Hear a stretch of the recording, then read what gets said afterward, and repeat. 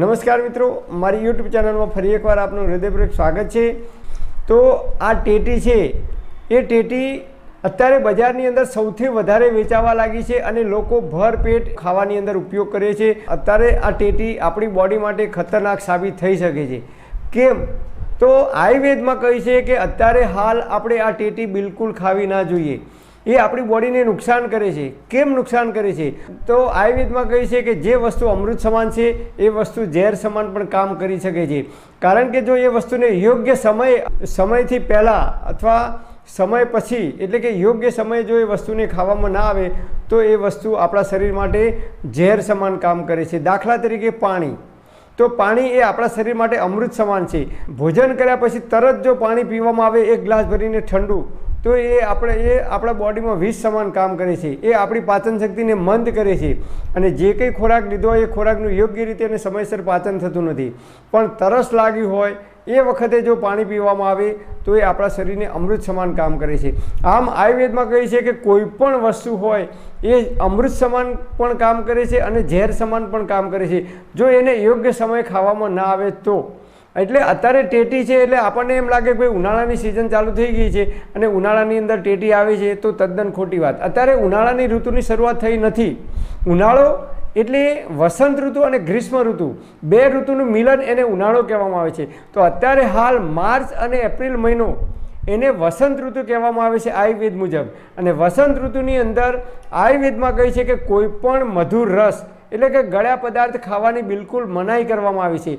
જે લોકો કફ પ્રકૃતિના છે, જેમને વારંવાર કફ થઈ જાય છે, જે લોકોને ઋતુ બદલાય અને એમને શરદી અને કફ થઈ જાય છે, એવા લોકો માટેની આ વાત છે, એવા લોકો માટેનો આ વિડીયો છે। તો એવા લોકોએ બિલકુલ ટેટીનો ઉપયોગ કરવો જોઈએ નહીં।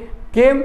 તો કે શિયાળાની સિઝન દરમિયાન, શિયાળાની ઋતુ દરમિયાન આપણે જે કંઈ ગળ્યા પદાર્થો ખાધા હોય, દિવાળી પર મીઠાઈઓ ખાધી હોય, સાલમ પાક, અડદિયા પાક, મેથી પાક અને એ જે કંઈ આપણે ભારે ખોરાક શિયાળામાં ખાધા હોય એ ખોરાકની અંદરથી જે કંઈ કફ ઉત્પન્ન થાય છે એ શિયાળો પૂરો થઈ અને ઉનાળાની શરૂઆત થાય છે।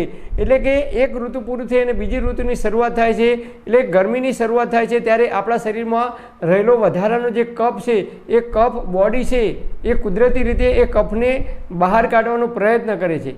જે રીતે બરફ હોય પણ એ શિયાળામાં ઓગળતો નથી, જ્યારે ઉનાળાની શરૂઆત થાય ત્યારે બરફ ઓગળવા લાગે છે। બસ એ જ રીતે આપણા બોડીની અંદર જે કંઈ શિયાળાની ઋતુ દરમિયાન કફ જમા થયો હોય એ કફ જ્યારે ઉનાળાની ઋતુની શરૂઆત થાય છે, વસંત ઋતુ આવે છે, ત્યારે બોડી એ કફને ઓગાળી અને બહાર કાઢવાનો પ્રયત્ન કરે છે। અને એ સમય દરમિયાન આપણા આયુર્વેદાચાર્યોએ, આપણા ઋષિઓએ કહ્યું છે કે ગળ્યો પદાર્થ એટલે કે મધુર રસ ખાવાની મનાઈ કરી છે।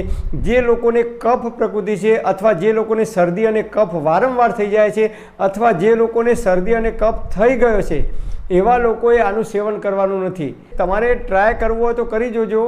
જે લોકોને કફ થઈ ગયો હોય એવા લોકો એક અઠવાડિયા સુધી તમે ટેટી દરરોજ ખાજો, તમારો કફ 15 દિવસ કે મહિના સુધી નહીં મટે। કારણ કે ગળ્યો પદાર્થ ખાવાથી કફમાં વધારો થાય છે, રોજે રોજ કફ ઉત્પન્ન થાય છે એટલે જલ્દીથી કફ નહીં મટે।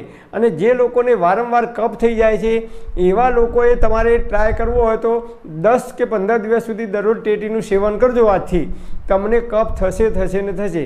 કારણ કે કફ પ્રકૃતિવાળા જો અત્યારે આનું સેવન કરશે વસંત ઋતુની અંદર તો એમને જલ્દીથી કફ થઈ જશે। એટલે વસંત ઋતુની અંદર જે લોકો કફ પ્રકૃતિવાળા છે, વારંવાર કફ થઈ જાય છે, ઋતુ બદલાય અને કફ થાય છે, શરદી થાય છે, એમના માટે આ વસ્તુ એ નુકસાન કરતા છે। માત્ર ને માત્ર એવા લોકોએ ટેટીનું સેવન કરવાનું નથી।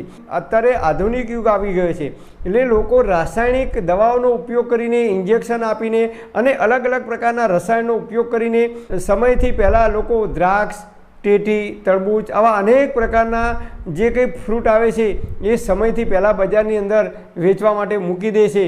અને એટલા માટે આપણને એમ લાગે છે કે ભાઈ અત્યારે ટેટી આવી ગઈ તો ટેટી ખાવી જોઈએ, પણ અત્યારે આપણે ટેટી ખાવી ના જોઈએ।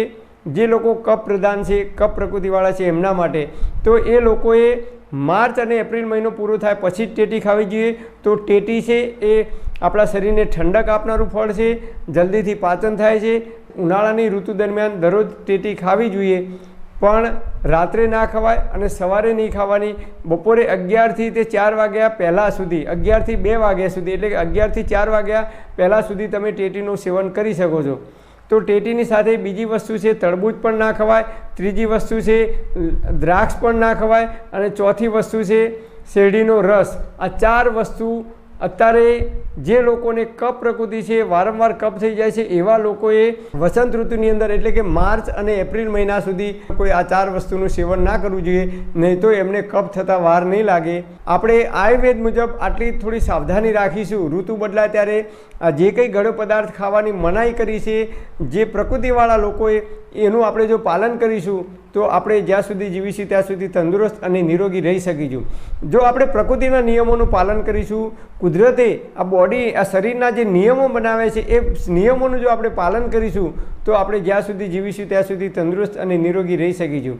પરમપિતા પરમાત્મા આપ સર્વેને તંદુરસ્ત અને નિરોગી રાખે એવી હૃદયપૂર્વક મારી પ્રાર્થના. Thanks for watching my video. Thank you.